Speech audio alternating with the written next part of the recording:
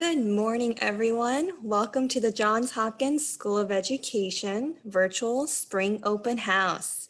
My name is Sion John, and I'm the Assistant Director of Admissions at the Johns Hopkins School of Education.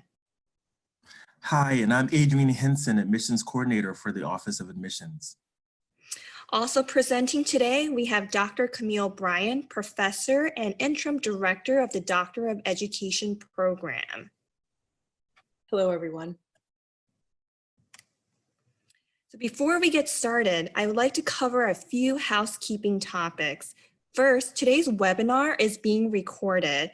We will be able to share a link with you after the event is complete. Also, please take a second to see if your mic is on mute right now.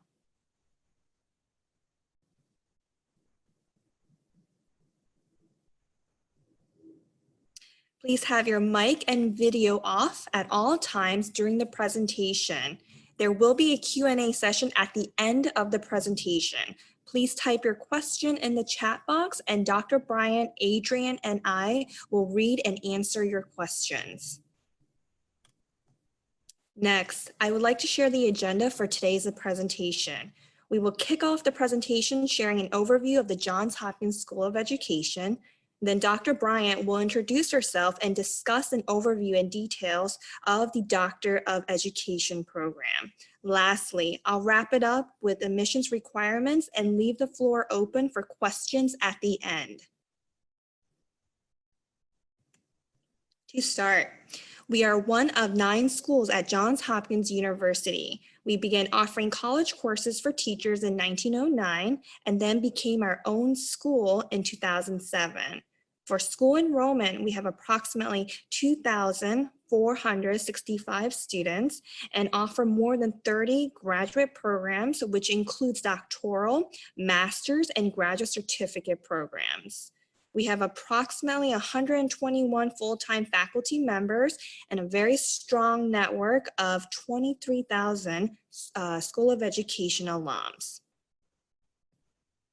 We are proud to share that the Johns Hopkins School of Education is consistently ranked one of the top schools in education by the U.S. News and World Report. At this time, I am going to hand the floor over to Dr. Bryant. She will introduce herself and present on the Doctor of Education program. Hello, everyone. My name is Dr. Camille Bryant. I'm an associate professor as well as the interim director of the Doctor of Education program.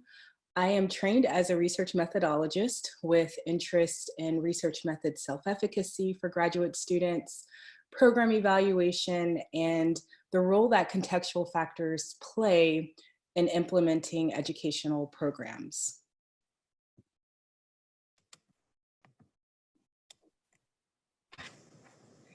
So here's just a picture of some of our students, and this was taken from our orientation residency, which I will talk about later in the presentation. So the vision of the EdD program is to impact complex educational problems across the globe by preparing scholar practitioners who lead change within educational contexts. And so in order to do that, the EdD program is designed to prepare an exceptional core of educators and educational leaders who can set a high standard for education and who are equipped to meet the myriad challenges that are associated with improving learning outcomes in both public and private educational environments. So who is the Doctor of Education degree ideal for? It's ideal for experienced practitioners who seek to augment their knowledge and skills with respect to examining real-world problems of practice within their context of professional practice. It's ideal for those who are wanting to create powerful interventions based on research, informing us about what works, and for those who want to rigorously evaluate changes that are made within their context.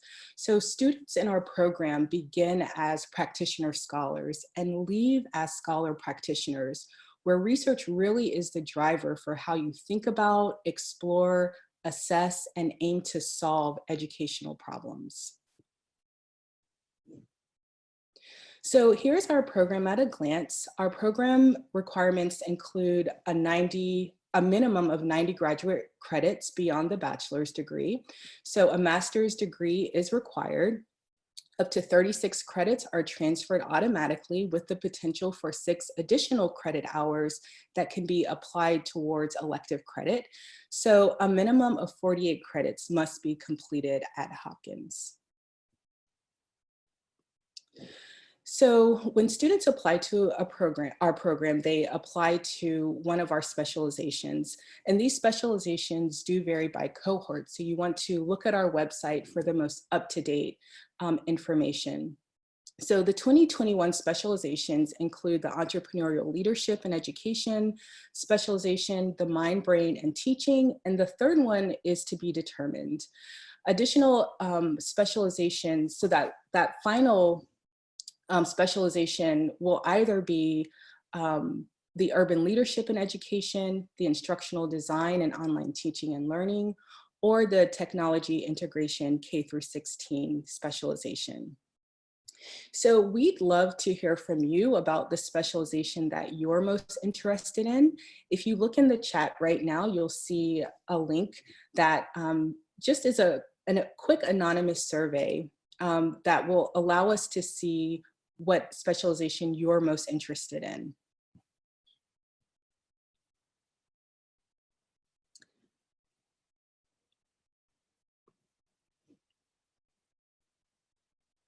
So while you're completing that, I'll continue talking about our program. So the program features of our program are that it's rigorous, it's relevant, and it allows our students to develop and implement powerful interventions. It is typically completed within 3 to 4 years. We offer online asynchronous instruction with synchronous support, and the dissertation is taken up within coursework. And if you wouldn't mind using the link in the chat box to tell us about the specialization that you're most interested in, that would be wonderful.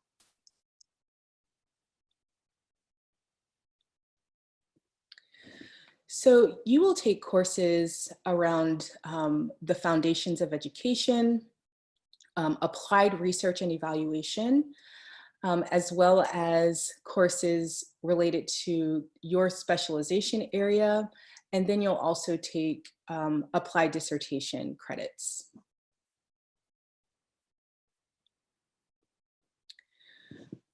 So within the program, there are transition points where students demonstrate their competency, mastery, in written and oral assessments. The first transition point is the year 1 paper. And this is where students complete a literature review of the drivers or factors that contribute to their problem of practice, as well as an empirical study or needs assessment where they explore those factors to understand the problem deeply within their context and the saliency of those factors within their context.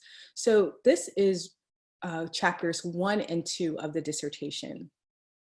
The next transition point is the comprehensive exam. This is an oral exam following year 2, and the comprehensive exam is focused on the core courses. The dissertation proposal is also defended orally, and the dissertation proposal comprises chapters 1 through 4 of the dissertation. So this includes that initial lit review to explore the factors related to the problem, that empirical study or needs assessment from the year 1 paper. It also includes a second literature review, which makes up chapter 3. And this is where you describe interventions that have addressed the factors that you discovered were relevant within your context.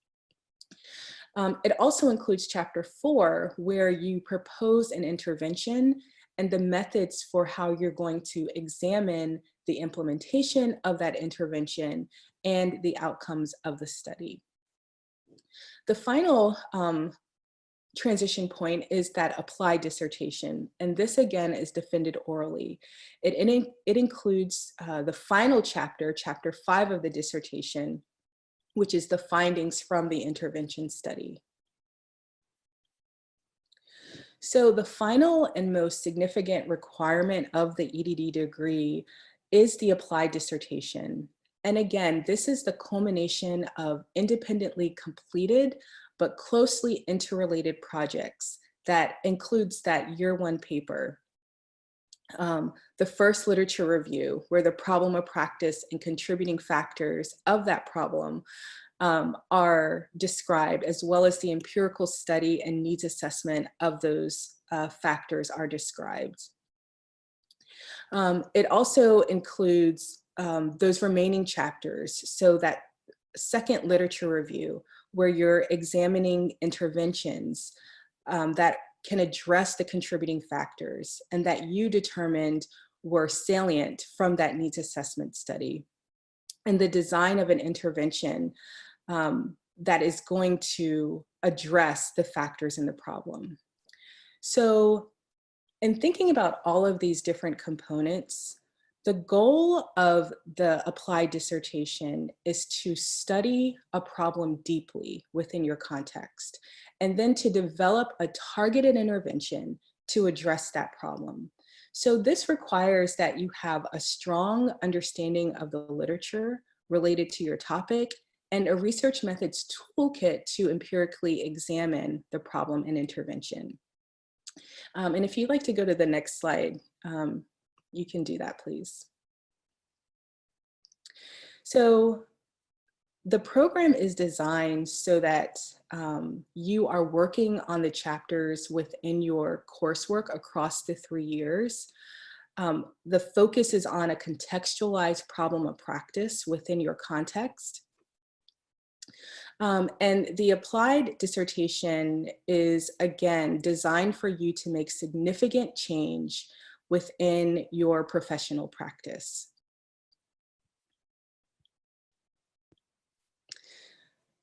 So next I'm going to talk about support structures. So in order for our students to meet the requirements of the program, to successfully navigate these transition points, all leading to the completion of the applied dissertation, it's important to be intentional for us as a program to be intentional about the support that we provide to students.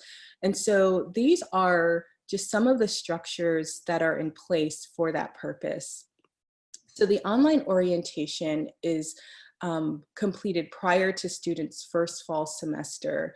And it really is designed to introduce our students to the technology of the program, the library resources, research methods, foundational topics, and training on research ethics, a course tour, just to name a few.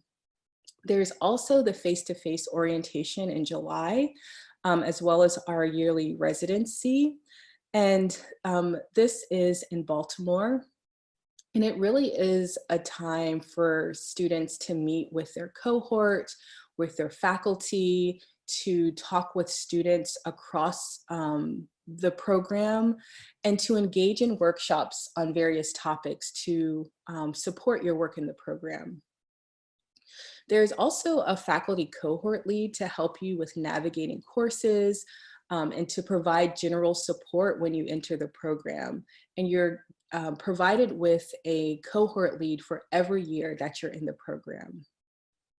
You're also assigned an advisor who begins working with you very early on in the program, so during your first year. And they really are your content experts. They provide feedback and direction as you're completing your dissertation components in your coursework. They are there to guide you.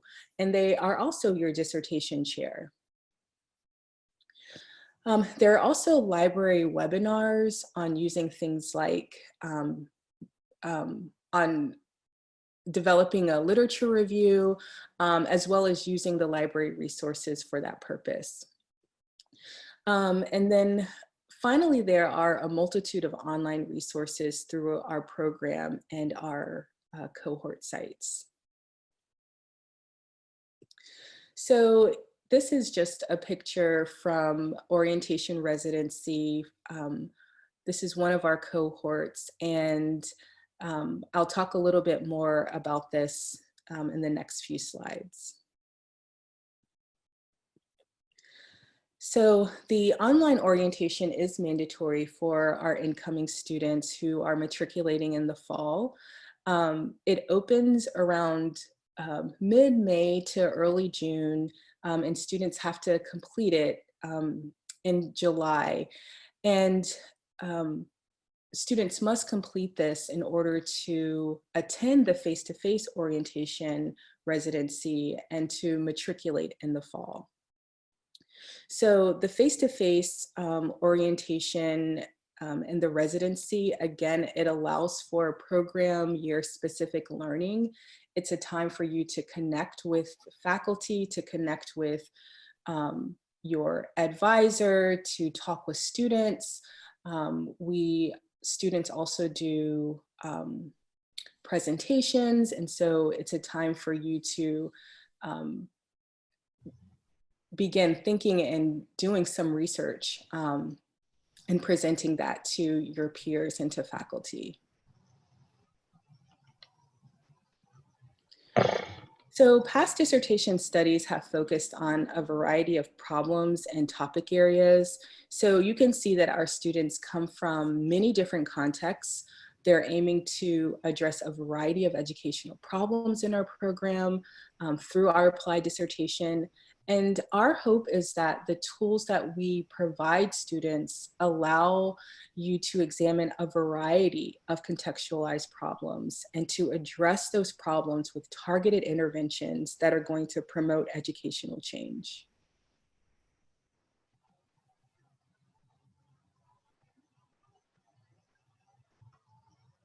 All right, thank you, Dr. Bryant.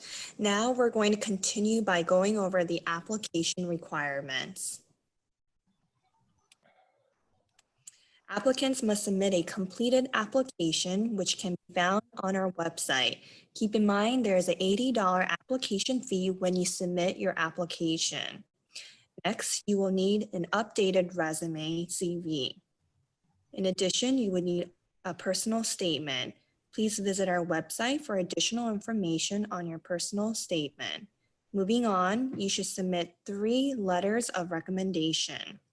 These letters should include at least the following: a professor who can speak about your competency to conduct rigorous scholarly work, and a school organization official who can attest to your qualifications to pursue a doctoral degree and support your area of research or problem of practice. We do understand that some of our students have been out of school for a while, so we will accept an additional professional reference. Next, you will also submit an executive sponsorship form when you submit your application. Applicants are required to identify and submit the name of an executive sponsor within the online application form. This sponsor should also serve as one of your 3 recommendation providers. And to elaborate on the executive sponsor, your executive sponsor should be someone who works in your agency who will be an asset in helping you gain access to data or participants related to your problem of practice. So if you're self-employed, your executive sponsor might be a person of authority with the agency you would like to work with to collect your related data to earning your doctoral degree. Next, the GRE is not a requirement for admissions consideration to the EdD program. It is optional for an applicant to submit a GRE test score as part of the application. However, submission of a GRE test score is an opportunity for an applicant to present additional evidence of the quantitative and verbal skills required for the doctoral level study. Next, official transcript. We need all official transcripts, including institutions you may have taken courses but did not receive a degree. Again, please keep in mind, this is from all post-secondary institutions that you have attended.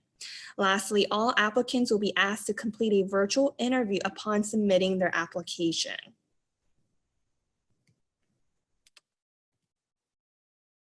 Admissions timeline. So the EdD application will be open for fall 2021 admission in August. Application deadline will also be in mid-January. We will provide an exact date when the application opens.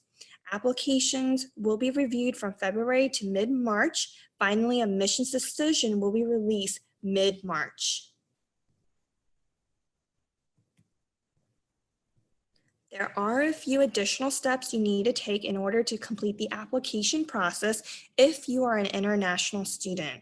You must submit a TOEFL or IELTS score if your degree was completed outside of the US.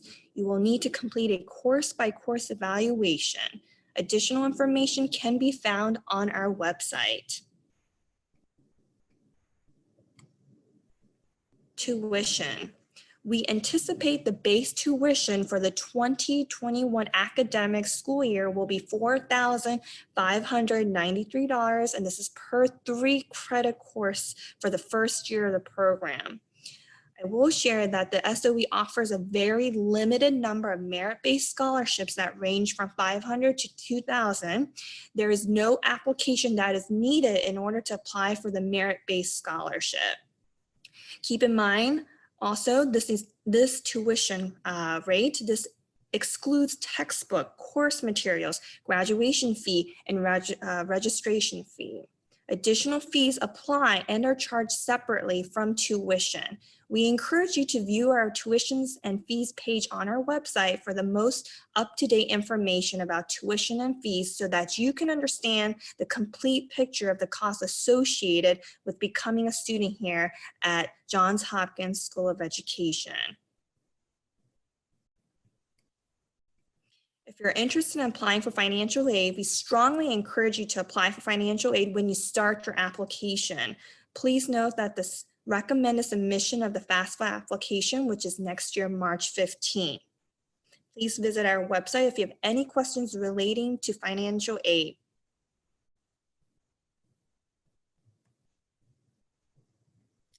If you have any questions relating to your application, please feel free to email or call us. Also, this is the address you would use to send any supporting materials.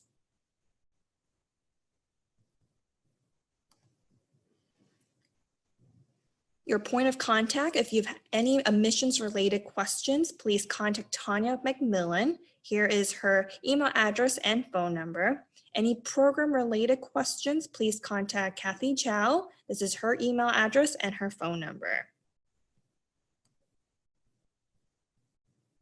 And this information will be shared in the chat box at the end of the presentation.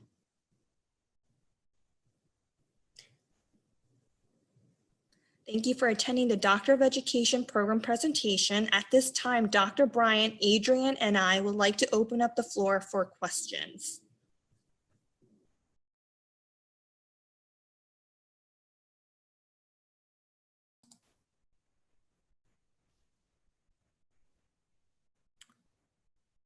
Okay, so the very first question we have is there a 5-year professional teaching experience requirement for the program?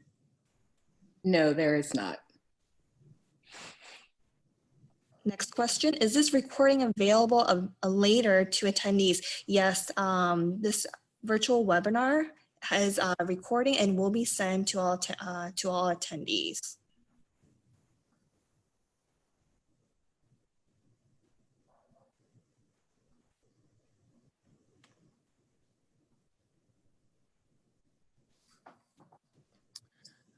Okay, I see a question that says, I will still be in my master's program in the fall. May I still apply while in grad school? As long as you will be finished with your master's program before you start enrolling in the EdD program, that's fine.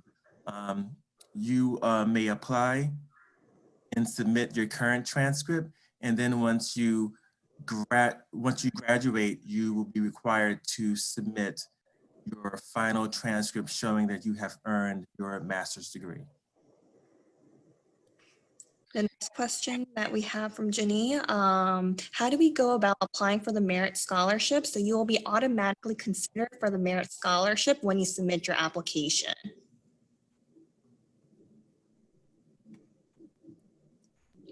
So Ann Court asked a question, are there any fellowships or research assistantships Not for our EdD program, that's more typical for a PhD program, but we do offer teaching assistantships. Next question we have, for clarity, the next opportunity to enroll is fall 2021. Yes, you are correct about that.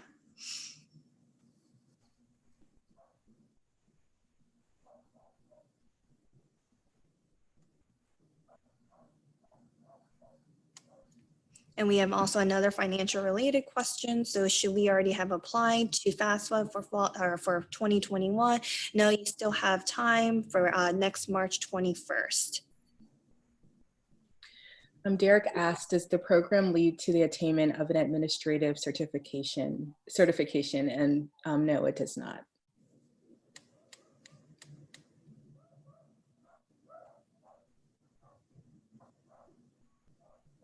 What are the procedures for a student who has an ABD? So for a student who has an ABD, the same rule applies. So we only accept 30 to 36 credits from your master's program. And so and up to 6 additional credits that can count towards electives. Some students want to know if they can pretty much just write the dissertation. And unfortunately, that's not an option for our program. The next question we have relating to research, is previous work in research a factor in admission? So we look at the complete application. Doing previous research, I think, will certainly help in a doctoral program, but it's not a requirement. Next question we have regards to completion of a program. What percentage of students successfully complete the program within 3 to 4 years? That's a great question. So we have a high retention rate between 90 and 97%. In terms of our graduation rates, over the last few years, it's been about around 65 to 70%. Graduate within 3 to 4 years. The next question we have from Johnny, would you say this is a good option for practitioners in the community college area? I would say yes. We have a few students who are working in community colleges and are proposing problems of practice with respect to that.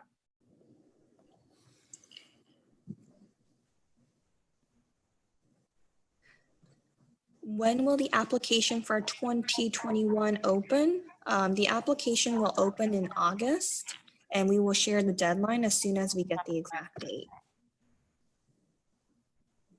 Anne asked a question, are there opportunities to work with professors? Yes, so you are given an advisor very early on in your program. And as part of that matching conversation that you would have, that's something that you would want to talk about with your advisor, and just let them know that you are interested in maybe doing some research either with them or on your own topic as you're going through the program. Is the GRE an important factor in applying to JHU? So the GRE, like I said, it's optional for an applicant. It's just an additional way of you showing, supporting. It's an opportunity to show that you could present work on the additional evidence of the quantitative and verbal skills required for the doctoral level degree. So Chrislyn asked, when will a decision be made to which specialization program will be offered as the third specialization? I would say within the next 2 weeks to a month, that decision will be made. Nora asked about the acceptance rate for our program. We generally accept about 30% of applicants. Can I apply the program without a master's degree? A master's degree is required. It's a prerequisite for the program.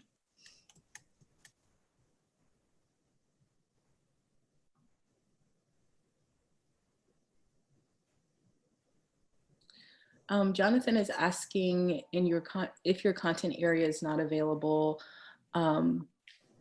your interpretation is that you can still focus your applied dissertation on topics that are important to you. Would that be correct?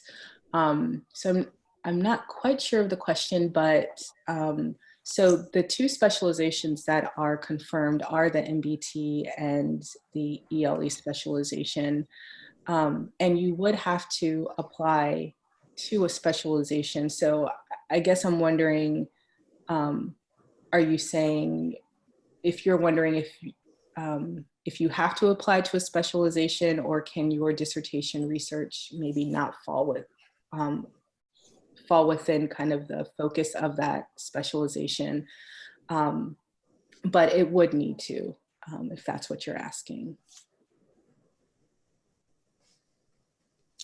The next question from Michael, which is a really good question that we get from a lot of people. If you start your contextual problem and then you move to another job title while in the program, how does that work?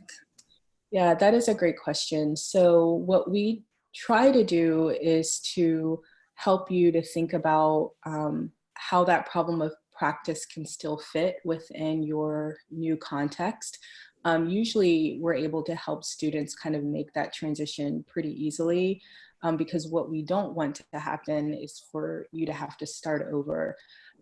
So when students kind of know that they may be changing positions, we encourage you to talk with, to find a new executive sponsor, to talk with individuals within that new context about your dissertation research, to make sure that it's even doable within that context, and to do some preliminary kind of findings of your own to make sure that that problem is relevant within that context.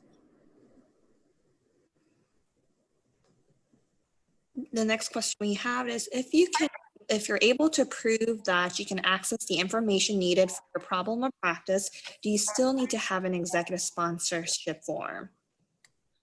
Yes, you do. That's a requirement of our program.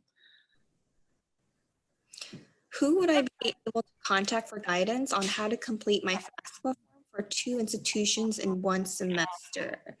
I strongly recommend for you to reach out and speak to a representative in our financial aid department. In addition to that, after this presentation, there will be a financial aid presentation. The Zoom link will be provided in the chat box after this presentation. Mikkel asked, how do you apply for the teaching assistantships? So to be a TA, it happens in a few ways. You usually let me know, or our senior admin know that you are interested in being a TA, and we try to match students with a faculty member who is in need of one. We also, there are other considerations that we make so that, for example, you're in good academic standing, that being a TA will not disrupt your progress in our program. And so you kind of have the bandwidth to take on being a TA. Would this program be good for someone who wants to have a certain position within the education system, but not necessarily an administrator? Mm-hmm.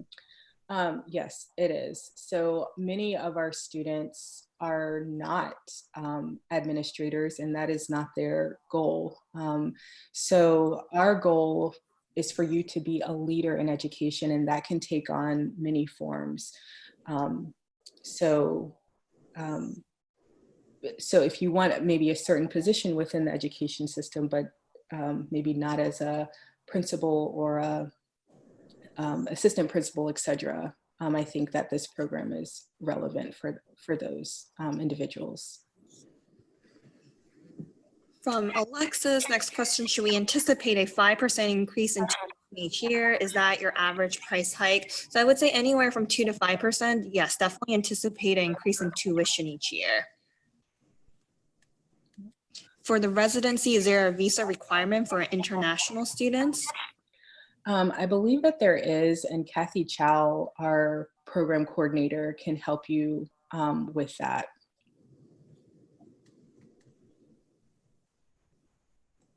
Would this be a good program for someone who's starting a leadership career? I would say yes. Again, we are wanting our students to be leaders in education, regardless of what that leadership role entails. And so I think that this would be a program relevant to those individuals. May has a question.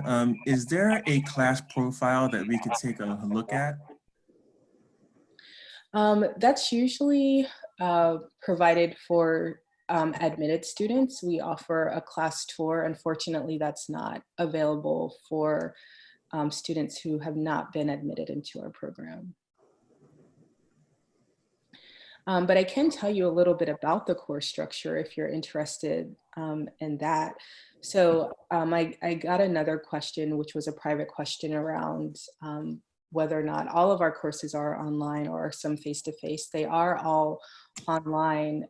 Typically, our sessions within the courses last between 2 to 3 weeks. So we really want our students to have the time to digest the material, to engage with their peers in talking about specific articles or how what they're reading applies to their context, and to complete an assignment, whether that's a presentation or a paper, or some other activity that's going to foster your learning. Our courses are generally 16 weeks, so they do span the course of one semester. There is high faculty engagement through announcements, through responses to discussion posts, through our sync sessions. So as I said earlier, there are opportunities for we have synchronous support, and so faculty will conduct real-time synchronous sessions with students for questions or to explain something. And so that hopefully that helps to give you a sense. We use Blackboard. That's our learning management system that the school has adopted. The next question we have from Matthew is, how much of the research topic and design should be structured for the application? So that's a good question. So we would certainly, to apply to our program, you would need to have an identified problem of practice. We would ask you to tell us why that problem of practice is relevant within your context, and to think about potential drivers of that problem. So we want to make sure that you are thinking about a problem, thinking about underlying factors of that problem, because that is going to kind of serve as the foundation of your work within our program. And your POP is going to be refined, and we understand that. But you should have a pretty good sense of kind of the core topic that you're wanting to examine. In terms of the design, you are going to learn how to design a study to intervene in that problem of practice, to first explore that problem and then intervene. So that kind of happens through the coursework. But we might ask you as part of your application to maybe begin thinking about pieces of the design that you would consider to explore or to understand that problem more deeply.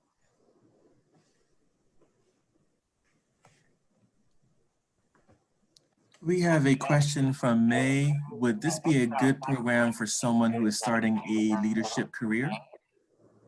Yes, it certainly would be. I think, again, our goal is to develop leaders, and that term leader can take on many forms and roles.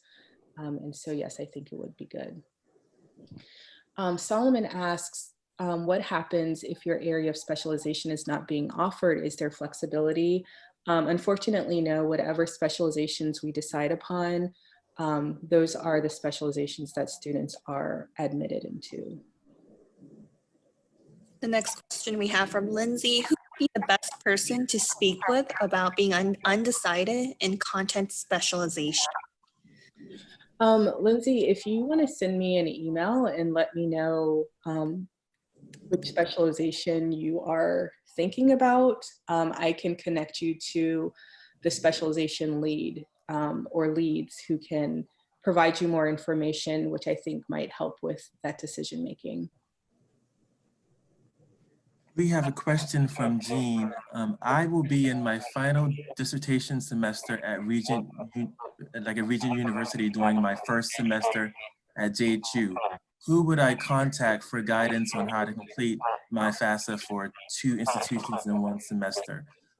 I would definitely suggest speaking with the financial aid office to see how that works and if that is possible. Their contact information is on the main JHU website. So that's who I would suggest you speak with. Would you say that those that are working full-time can complete this program in 3 years? Yes, so this program is designed for working professionals. So I would say 99% of students in our program are working professionals, working full-time. They can generally complete it in 3 to 4 years. The next question we have from Michael is: how feasible is it to complete the program while working full-time? Yeah, I think that goes back to Donetta's question. It is feasible. It's designed for the working professional. When, for example, when faculty conduct synchronous sessions, those are often conducted after work hours. They're also, and we also take into consideration that we have a global context, and so that's considered as well in terms of how we support our students. But yes, designed for the working professional. So Karen asked, do you have to take 18 credit hours per year? Can you take 12? So we do have extended program plans, but you just want to keep in mind that there are implications for taking less credits on receiving financial aid. So you'll have to make that decision when you're thinking about the number of credit hours to take. And from Nicole: does it matter what your master's degree is in?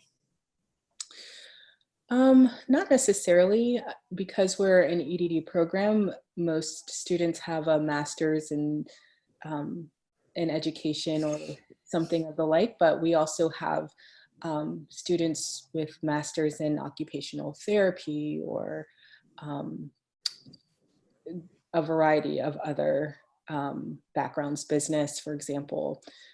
So that doesn't necessarily matter. What we're really interested in is as one piece that we're interested in is the problem of practice and whether or not you have a contextualized problem that can be explored from an educational lens. I see a question from Maya. As a Canadian, do I have to submit the language proficiency test? Now, if your first language is English or you've attended schools where instruction was in English, you can apply for a TOEFL waiver. It's done through the application. You just have to check the box.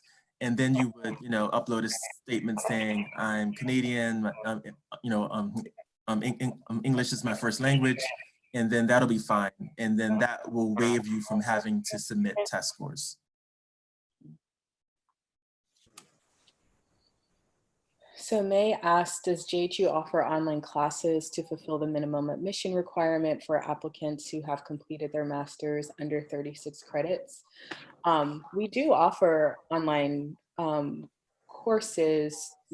So you wouldn't be able to take EdD courses prior to matriculating, but if you wanted to take master's level courses prior to the beginning of courses, you could certainly do that and they could transfer.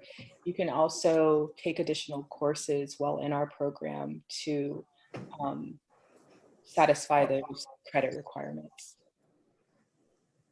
The next question we have is, can a person transition into the PhD program after finishing the EdD program? You certainly can. So one of the major differences is that the EdD program really is applied. So it's being able to kind of disrupt the system in a sense by understanding a problem and being very targeted about how you're going to intervene in that problem. A PhD program is a little bit more, it's more theoretical. And so your focus would really be on using a theoretical lens to understand a research gap in the literature, as opposed to kind of addressing an applied problem, or a problem and taking on an applied approach to addressing it. But you certainly can, after finishing an EdD program, transition into a PhD program. The next question relating to tuition, you mentioned cost per 3 credit course. Can I estimate the tuition by credit? So the just to point one more time, the 2021 academic school year tuition cost is $4,593 per 3 credit course, and you would times that by 18 courses.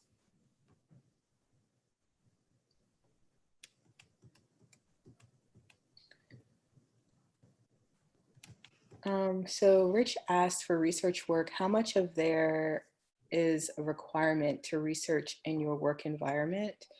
Many EdD programs ask for this to be more authentic learning.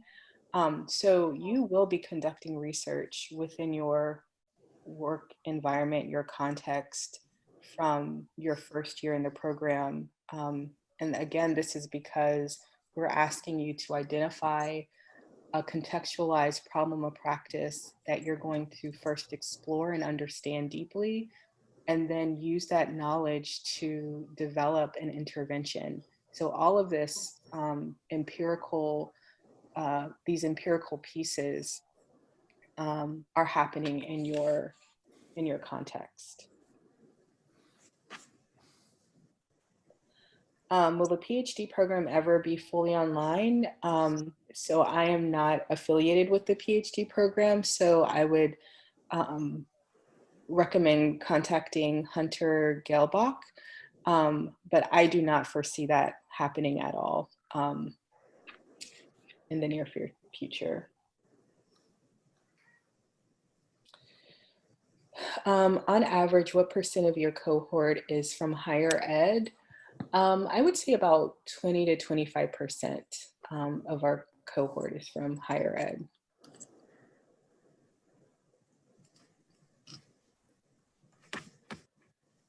If we were to begin taking courses now outside of the EdD program, can you take those courses?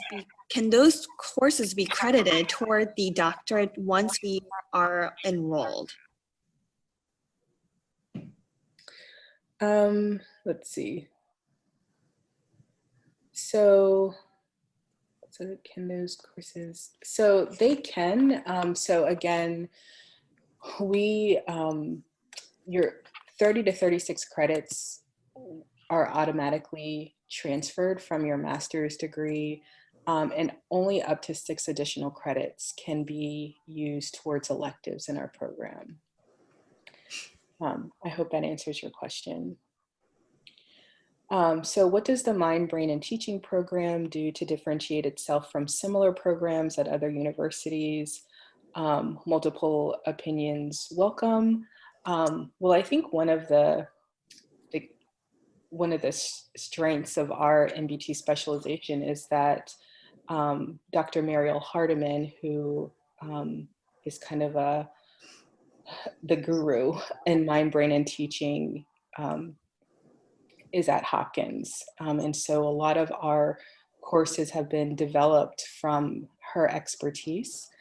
I think the other thing that sets our program apart is that it really is applied. And so we're not just asking you to understand the role of neuroscience and the way that the brain functions in connection to learning and development, but we're also asking you to take that knowledge and apply it in a very specific way to understanding and intervening in a problem.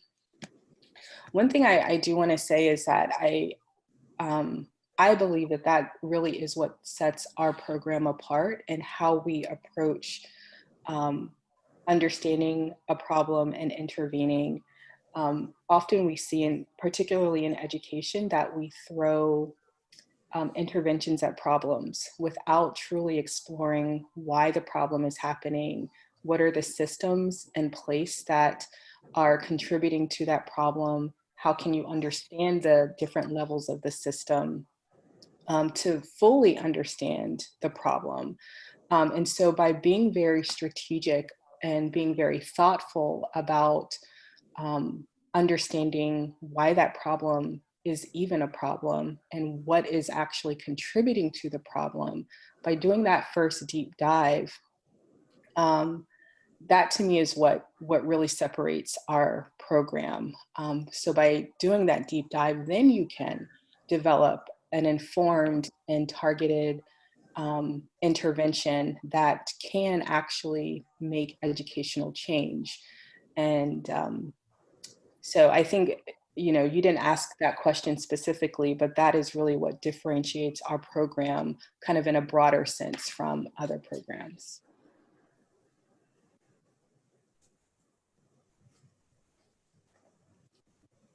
The next question we have is, would you recommend this program for someone who's currently a leader in private sector but wants to go into higher education?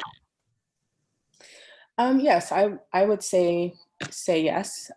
Again, it's really helping our students kind of build that skill set and knowledge of how to, how to go about understanding problems, but also many of our students come from a variety of sectors. And so if you are a leader in a private sector and you want to go into higher education, you're going to be given the tools and the knowledge to help you towards that goal. So.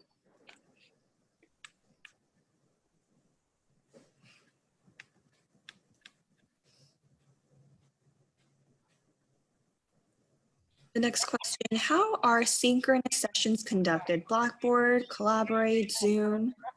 Yes, they are conducted via Zoom.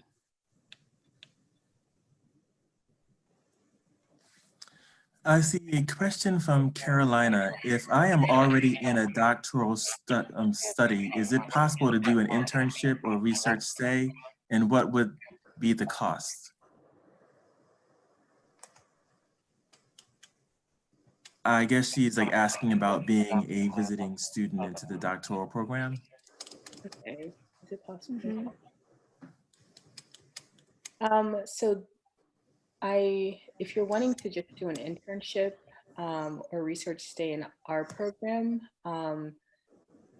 that's not something that we do. So our students are fully enrolled just in our program.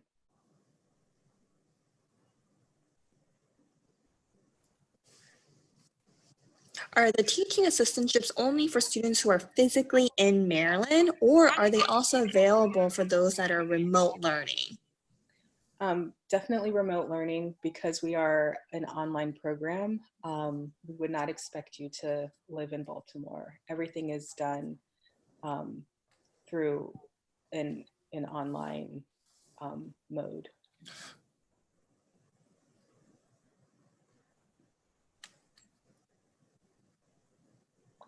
So Chrislyn also asked, will you be required to complete any face-to-face requirements in terms of coursework? The answer is no. Again, we do have the face-to-face orientation residency, but you can complete those requirements remotely if necessary.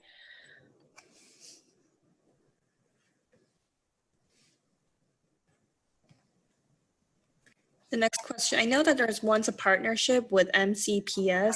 Partnership still exists, so does it affect the cost per 3-credit course? I believe that's a different program that had a partnership, but please reach out to the Office of Financial Aid for additional information. So Jonathan asked, can you complete the program within 2 years? Unfortunately, it's not designed to be completed within 2 years.